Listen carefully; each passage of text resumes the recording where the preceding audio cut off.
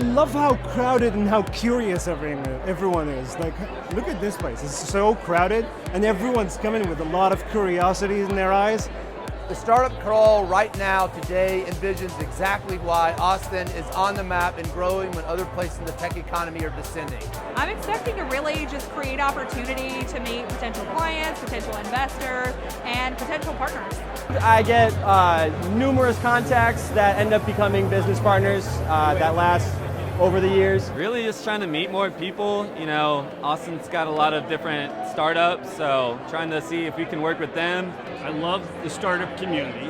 I'm a part of the startup community, and I know that no business or no startup is an island, right? So we all need other pieces, and when they all come together, that's when you can be successful. I actually love entrepreneurship and love the whole, put things together, fix them, and break things, and mesh things together, find systems that work better. I mean, that's totally straight down my alley. So yeah, so I came here just to be around like-minded people.